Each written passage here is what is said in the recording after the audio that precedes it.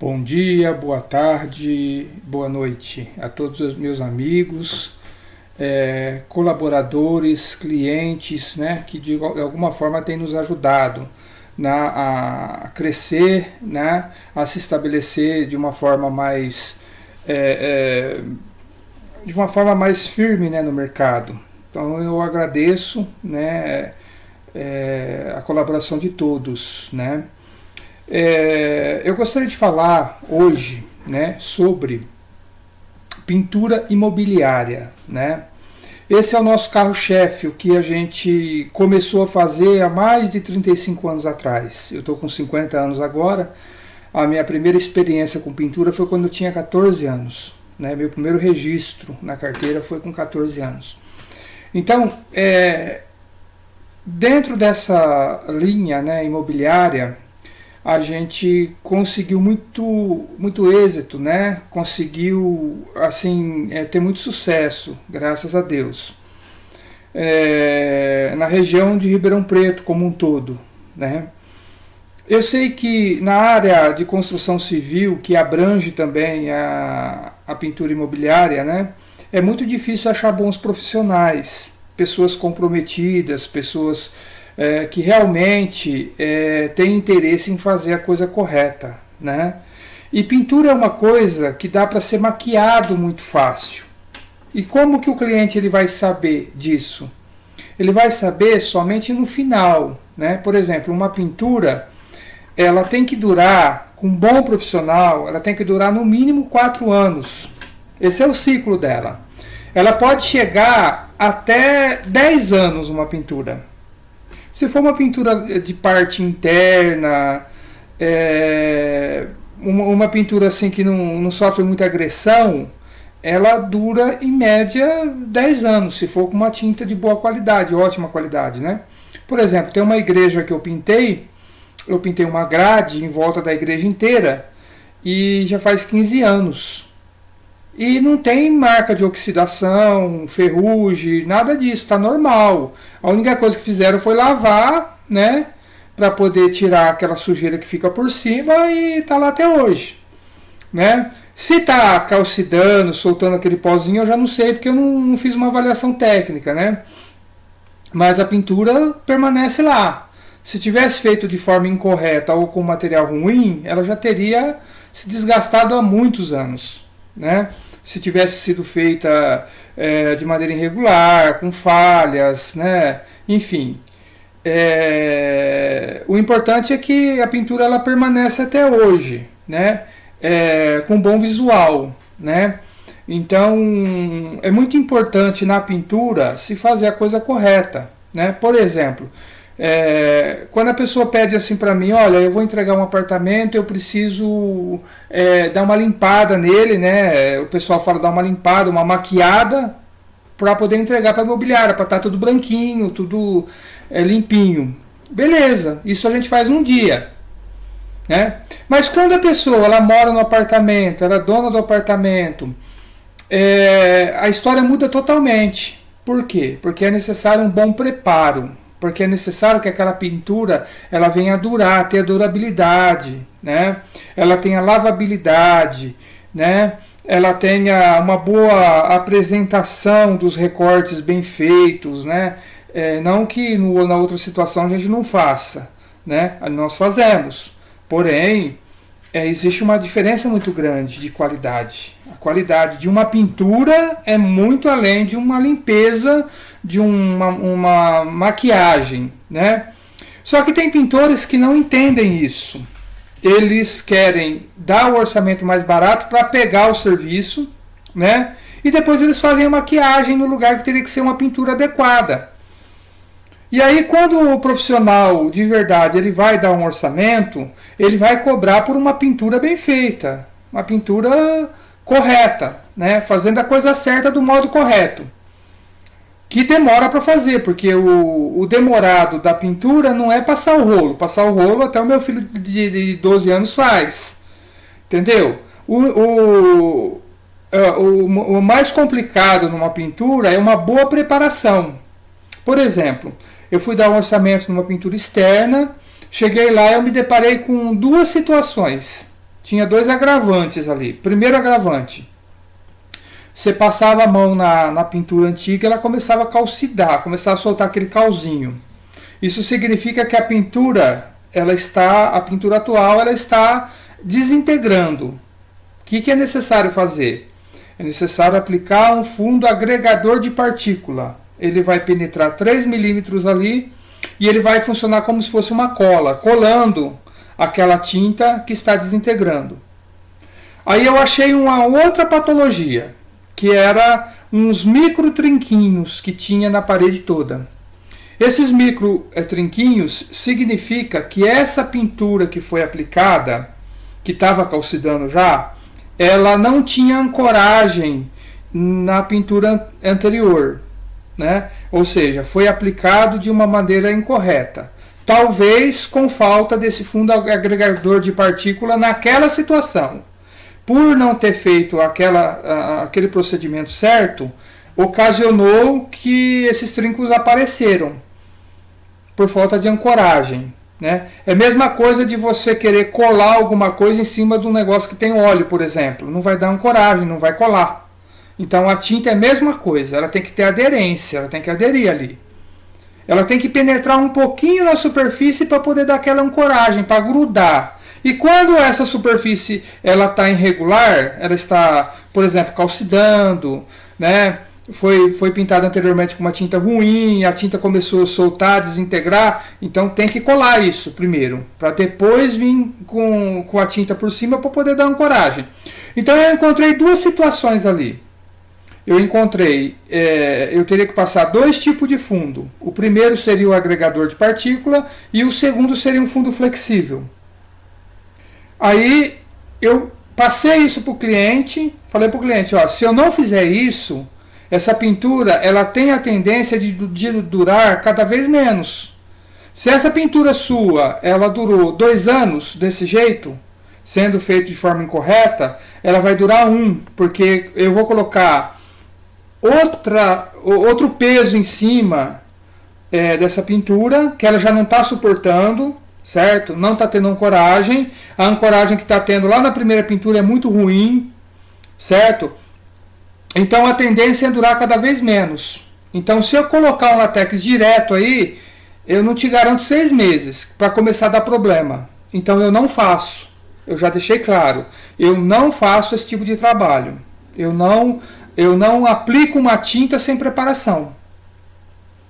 E aí tinha uns outros trincos um pouquinho mais fundo, que era necessário um tratamento no trinco. Já era outra coisa.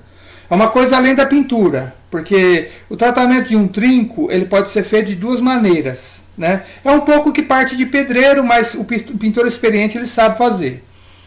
Tem situação que você tem que colocar um ferro com as pontas invertidas, uma para cima e outra para baixo, certo? Aí você abre a parede, né, no tijolo, coloca esse ferro, né, chumba ele com massa de areia e cimento. Depois que você chumbou ele com areia e cimento, espera secar e vem com o acabamento do reboco por cima. Então esse é um procedimento. Segundo procedimento, você pode descascar a parede com um martelete, com ali uma talhadeira, né, pode ser também. E você coloca uma tela. Essa tela pode ser uma tela plástica ou pode ser uma tela de ferro. Hoje o pessoal usa muito a tela plástica, que ela é flexível. Então pode ser a tela plástica. Coloca a tela plástica e depois você faz o reboque por cima. Então esses 2 procedimentos. Então eu averiguei tudo isso primeiro. E montei um orçamento especificando tudo que eu ia fazer. Ó, tem tantos trincos. Expliquei tudo como que teria que ser feito. Tem que ser feita uma amarração assim, assim, assado, para resolver o problema, para você não ter mais problema nessa situação. Então deixei tudo muito bem explicado. Aí o cliente, depois, ele pegou, depois de um tempo, né, eu perguntei para ele, e aí, o que você achou do meu orçamento? Olha, o seu orçamento ficou 3 vezes mais caro do que o pintor que deu o orçamento. Eu falei, mas o que ele ia fazer? Não, ele falou que não precisava nada daquilo que você falou. Ele só vai meter a tinta por cima, ele só meteu a tinta por cima, ele já tinha feito o serviço. Ele gastou 3 dias aí, ele veio aqui e fez tudo. Eu falei, olha, então vamos fazer o seguinte. Daqui 6 meses você começa a monitorar o serviço desse cara. Começa a monitorar. Você vai começar a aparecer trincas, microfissuras, e vai começar o descascamento. Ele falou assim, olha, ele falou que não. Eu falei, vai. Mas não deu outra. Passou o tempo, ele me entrou em contato comigo. E agora, Carlos, o que eu devo fazer? Falei, agora você vai gastar dinheiro. Falei para ele, agora você vai gastar. Porque agora tem que fazer uma preparação bem diferente daquela. Agora tem que pegar um lava-jato, de preferência o profissional que é mais forte. Já estava descascando, já estava abrindo os trincos, tudo, desplacando tudo. Falei, então agora o procedimento é esse. Tem que meter o lava-jato aí. O lava-jato ele vai machucar a parede em certas situações, onde a parede ela tiver com o reboco ruim, fraco, vai soltar, é inevitável. Então nós vamos ter aí, além de tudo aquilo que eu te falei anteriormente, nós vamos ter serviço extra, que seria descascar a parede com lava-jato, fazer os remendos de reboco, certo? Aplicar selador nos locais, né, ou massa acrílica, dependendo da situação, né? Fazer o tratamento dos trincos, como eu havia te orientado, e fazer a aplicação dos 2 fundos que eu lhe falei.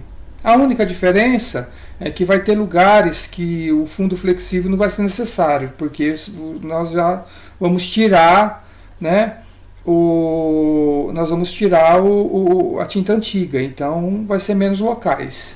Essa é a diferença, você vai gastar muito mais agora para fazer outro procedimento. Então, é mais ou menos por aí. Quando um serviço ele é mal feito, o profissional ele não faz a coisa correta, do modo certo, ocorre isso, né? O cliente, a médio e longo prazo, ele vai gastar muito mais, entende? E tem várias outras situações que a gente já vivenciou, né? Que a gente ficaria aqui horas falando, né, sobre isso. Então, a pintura ela tem isso, né?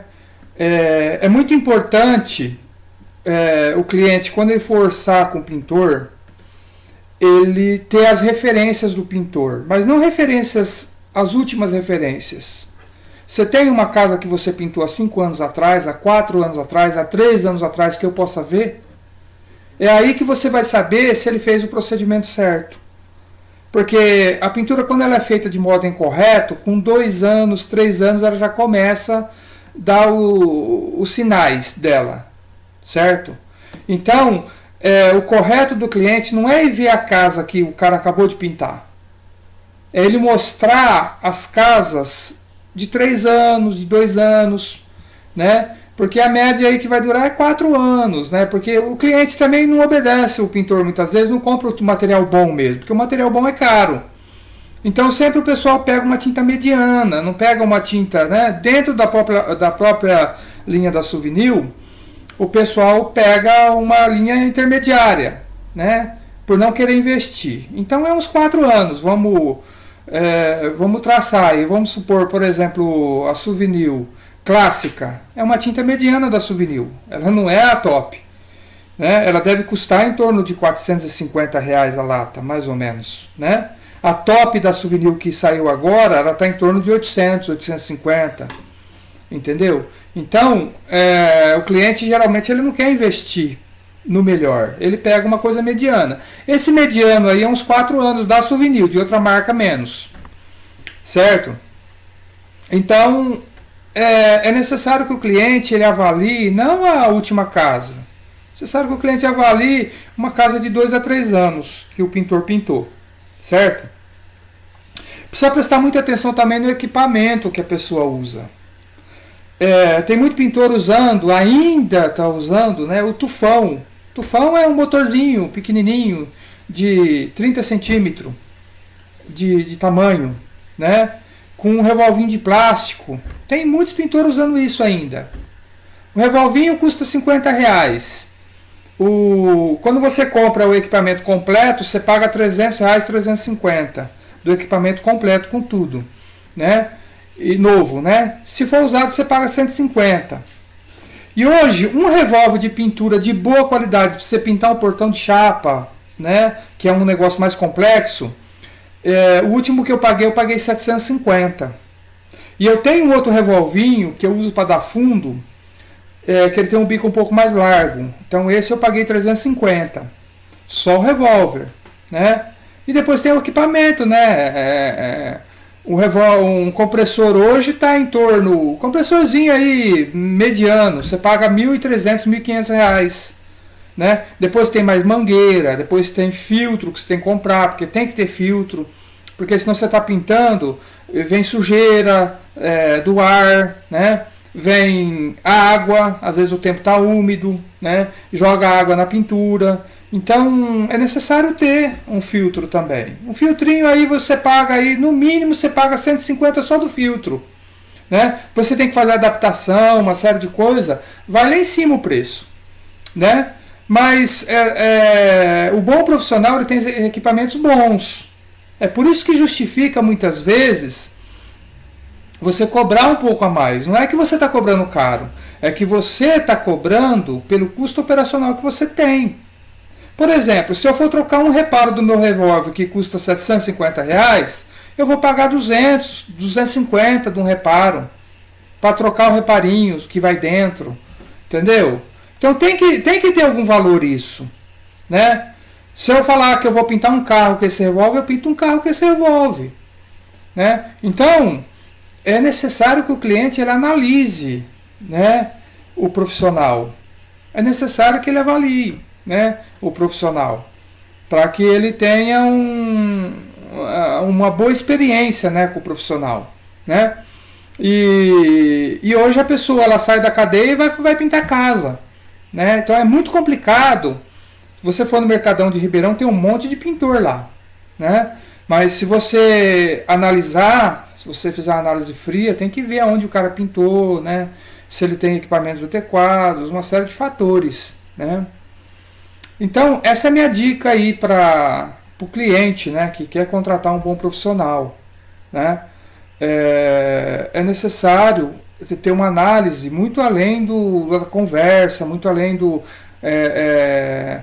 pré-orçamento, do orçamento, né? Tem que ver se o profissional ele vai dar uma boa atenção antes de combinar, durante o combinado, durante a execução do trabalho, após a execução do trabalho, porque quem trabalha com química sabe, química dá problema. Química, não sou eu que fabrico a tinta, eu aplico a tinta, né? Eu já tive problemas com a Suvinil várias vezes, eu só indico Suvinil. Ah, você trabalha com outra marca? Trabalho com outra marca, mas se o cara ele me perguntar qual a melhor tinta do mercado hoje, é Suvinil, não tem outra. Certo? A tecnologia é totalmente diferente, mas eu já tive problema com ela também. A diferença é que quando você tem um problema com a Suvinil, eles vão ressarcir você, eles vão ressarcir o cliente, vão ressarcir o pintor, o prejuízo que foi dado. Então isso é inigualável. Às vezes você pega uma fabriquinha de fundo de quintal aí, que vende a tinta baratinha, mas se der um problema, esquece. Entendeu? Ele vai jogar nas costas do pintor, o pintor vai jogar nas costas dele e o cliente vai ficar no prejuízo. Então, por isso que eu não indico. Eu não indico marcas mais baratas, porque eu sei que a possibilidade de dar problema é muito maior. Entendeu? A possibilidade do cliente ter problema e a gente ter problema também, porque quando dá problema a pessoa sempre pensa que é a gente que aplicou errado. Então é necessário que a gente indique a melhor tinta. A melhor tinta é essa. Você quer optar por outra? Tudo bem. Compra a tinta que você quiser. Só que se der problema, você sabe que eles vão te deixar na mão. Você sabe que você vai ter problema. Entendeu? Aí você analisa, né? Porque você comprar uma tinta hoje, você tem que analisar vários fatores. O rendimento.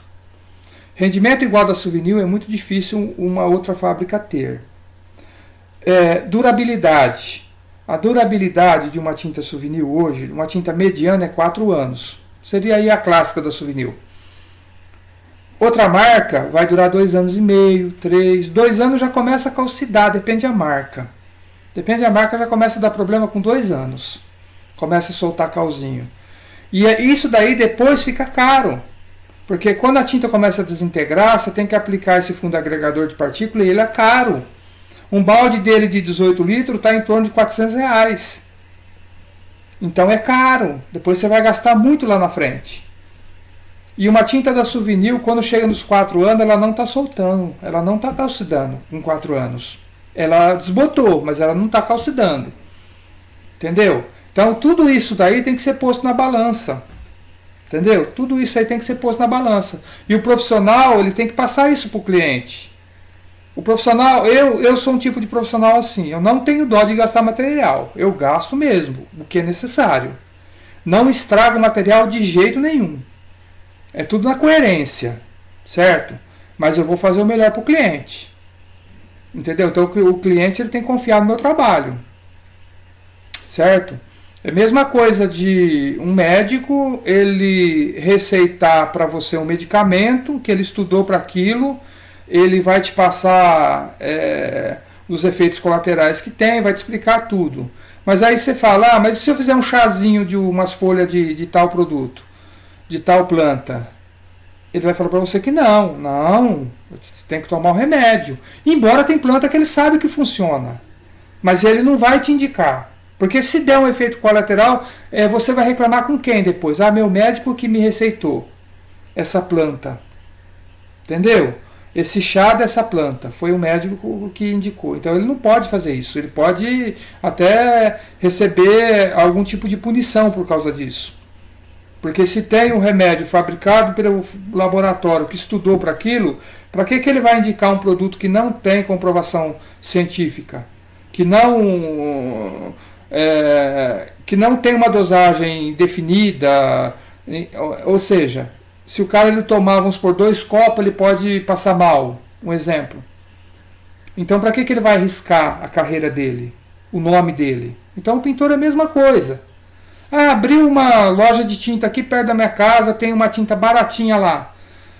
Gente, é loucura. Agora, se você tem uma casa de aluguel, um negócio que você vai pintar, um apartamentinho que você vai pintar para alugar, para entregar, é outra coisa.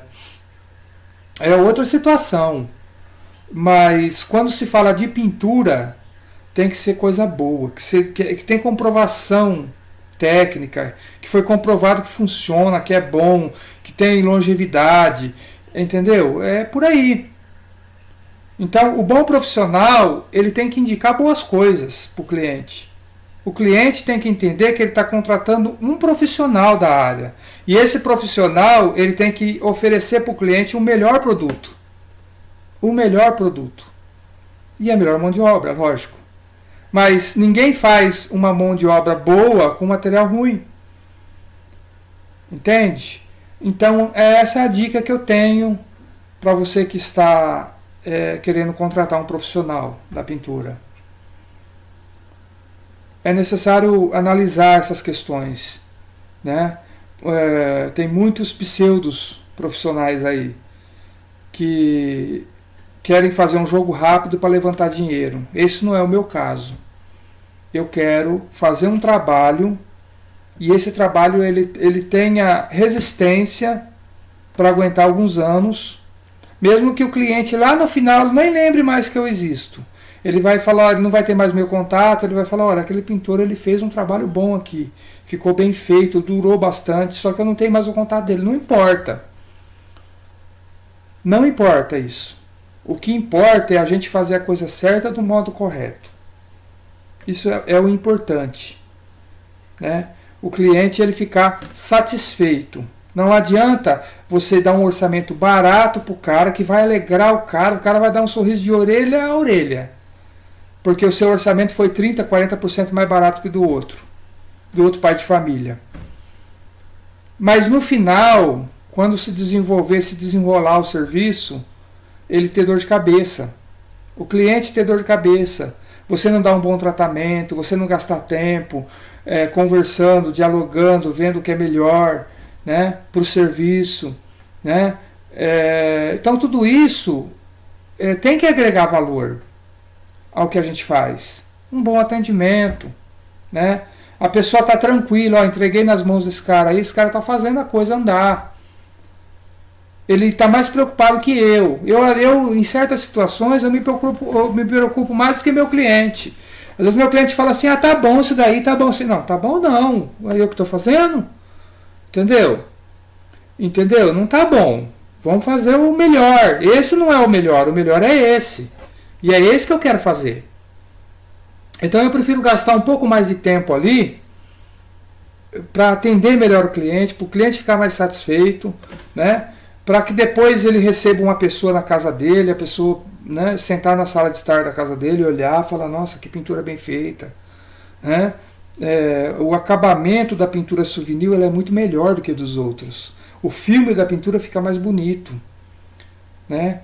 É um produto diferenciado. Então, quando a gente indica coisa boa para o cliente fica satisfeito. Então, esse é o nosso objetivo, sempre, ok? Eu agradeço a sua atenção aí, né? Agradeço por você estar aqui assistindo esse vídeo, né? E eu espero que eu tenha sido bem claro nas minhas explicações, ok? Fique com Deus, Deus abençoe, que Deus ilumine a sua mente, que você possa conseguir os seus objetivos. Fique com Deus, um abraço.